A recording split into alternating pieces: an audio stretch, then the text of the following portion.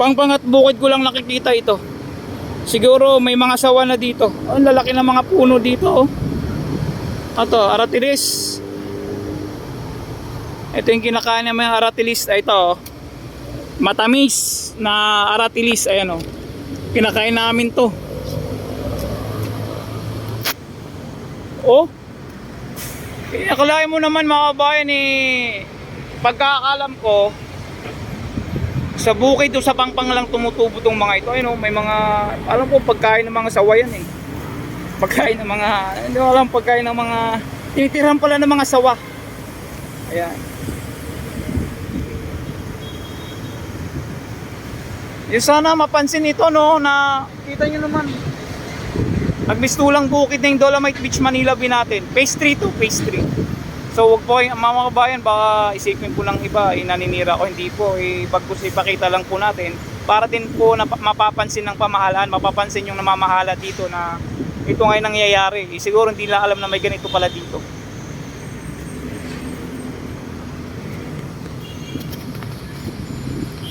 Diba? Ito yung trash boom. Pinumbuhan ng mga isaring-saring mga nakikita nyo naman, no?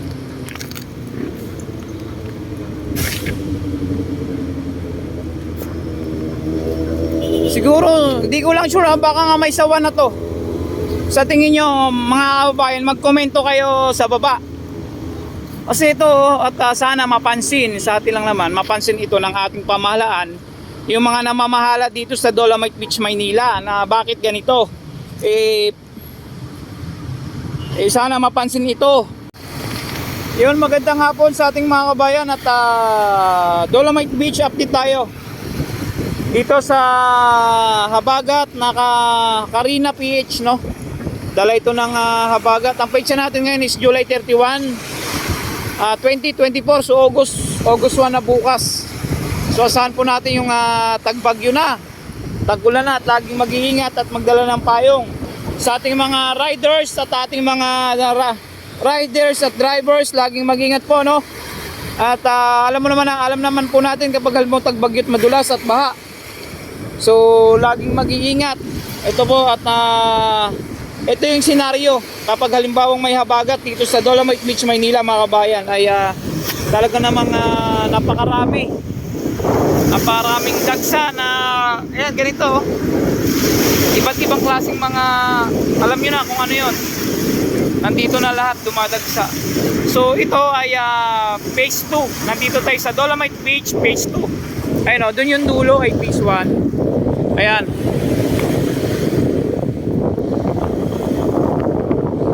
July 31 po ngayon na at alas 5 ng hapon. Ito po ay phase 1 doon sa dulo. Ayan, phase 1. Dito banda ay phase 2 na. Mandamos office dito na. So ito yung sitwasyon dito banda. Talaga namang ganito pa yung senaryo kapag halimbawang may habagat at may bagyo. At alam nyo na yung mga saan galing yan, kung saan galing mga yan. Kahoy, plastic at iba pa. Yun. So pero doon sa phase 1, sakop ng phase 1 ay malinis doon. At ito, hindi ko lang sure kung ngayon lang ba ito dumagsa. Grabe. Pati si Hello Kitty nadali na. Asin ba to? Hello Kitty ba to? Oh, lalaki ng alon, oh.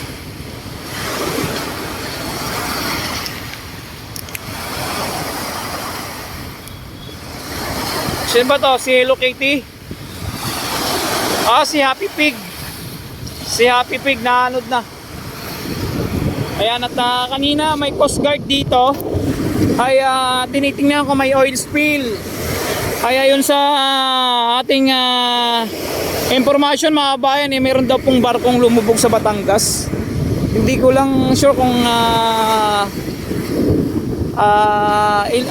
saan sa Batangas. At yung malapit na sa baybayin, wag muna kayong kumain ng Huwag mo na muna kayong kumain ng isda ng galing Batangas at saka mga tahong. Yan, huwag mo na kayong kumain ng tahong may red tide.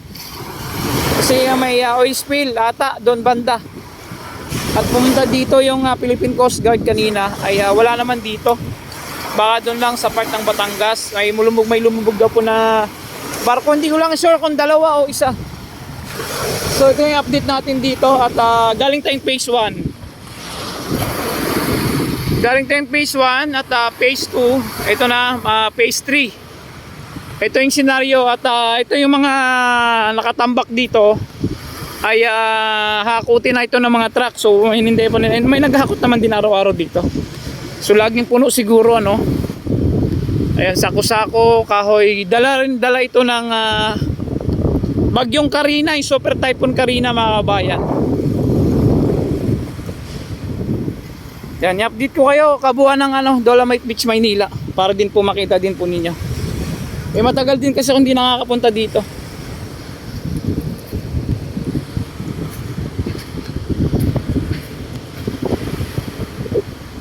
So wag po kayo mag-alala, itong mga nakasako na ito ay kukunin ng mga truck yan.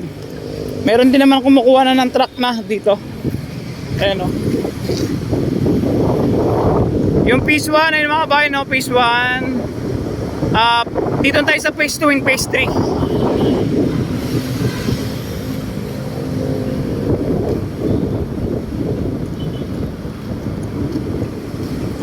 Ito mga trash bomb na to, matagal na nakatambak. Bakit hindi pa kaya kinukuha, no?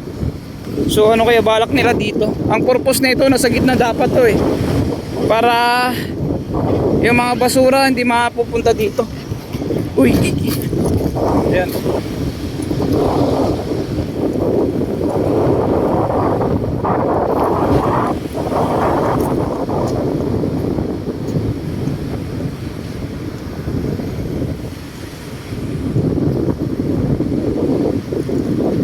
Ayan mga bayan.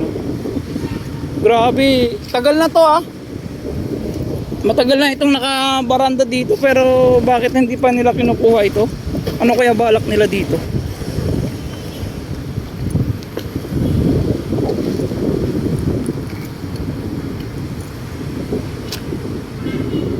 Grabe oh. Kala ko sa bukid lang ang meron dito. Meron ganito. Meron din pala rito sa Manila Bay. Ayan o.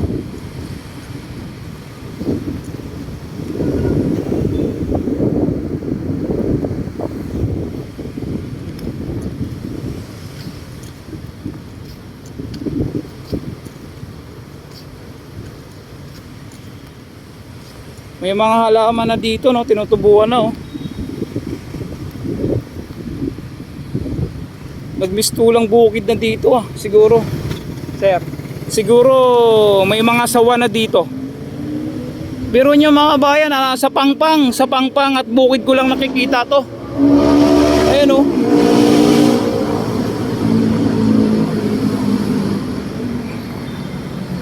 Pangpang at bukid ko lang nakikita ito. Siguro may mga sawa na dito. Ang lalaki ng mga puno dito oh.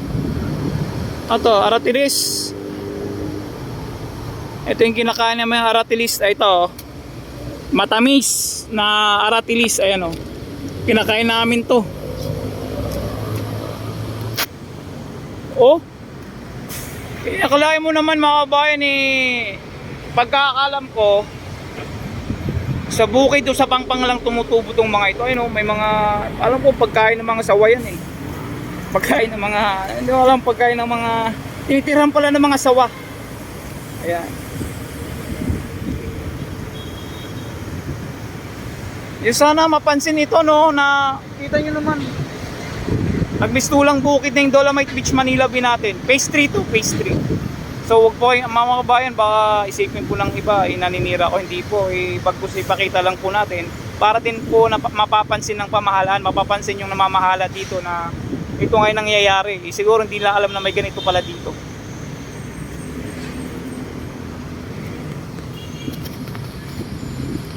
Diba? Ito yung trash boom. Pinumbuhan ng mga isaring-saring mga nakikita nyo naman no.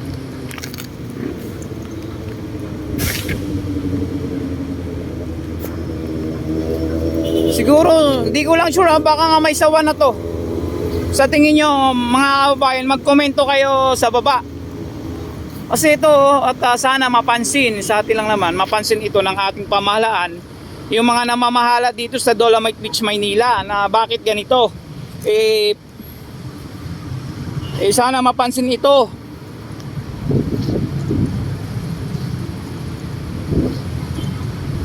Oh,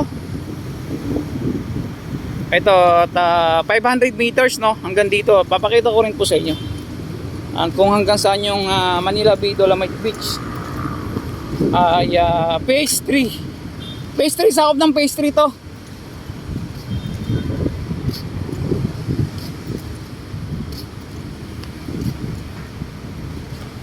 Ganyan lang yung hangganan yan, yung may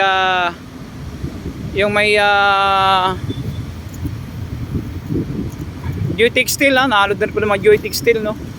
Yung Joy Textile fabric na may mga buhangin, naanod na rin pala, oh.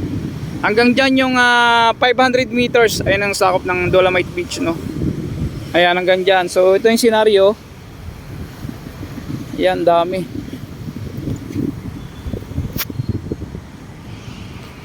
Ayan sa likuran ko, no? So sa atin, at matagal na rin ako hindi nakakapunta dito, at siguro hindi pa alam ng namamahala dito. Sana mapansin naman na sana ito ayan, oh. Ano ba balak nila dito?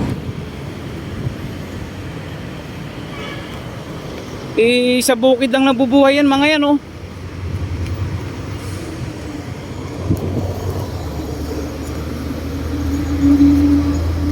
100% may sawa na dito sa totoo lang.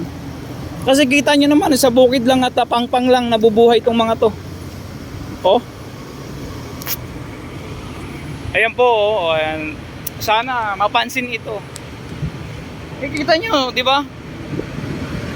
Sakop ng Manila Bay Dolomite Beach, phase 3. Sana ano naman po, mapansin ito. Sa atin, di naman po tayo naninira. Kita nyo naman, oh. Ano pala balak dito? Ang lalaki ng mga halaman, oh. Ang lalaki ng mga nagmistulang gubat na. Ayan, oh.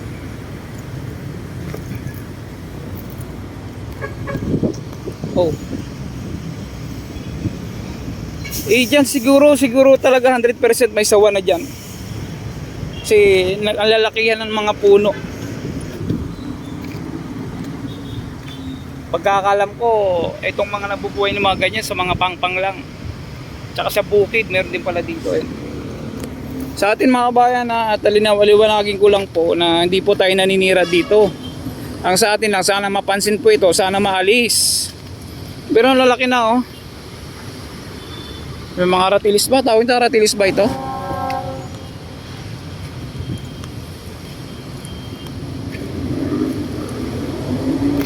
O, pa-share po ha. Tulong-tulong po natin na tulong-tulong po tayo. Pa-share po ito. At ano po ba talaga, sa atin tayong mamayang Pilipino, magtatanong lang naman po tayo, ano bang gagawin nila dito? Ayan, o. Matagal na rin kasi nakatinggit ng trash boom na to, kaya tinubuan ng mga ganito. Sana mapansin ng mga namamahala, mapansin ng taga Maynila o dito, tulong-tulong. Ako naman tumutulong naman ako dito pagdating mga may kalamidad dito, at naglilinis din kami dyan banda. Pero sana ito magkomento po kayo at pa-share naman. Nagmistulang gubat na, oh. Oh, diba? Phase 2 and phase 3. Ayan. Phase 2 and phase 3 po ito. Ayan. O, liwanagin ko lang po talaga.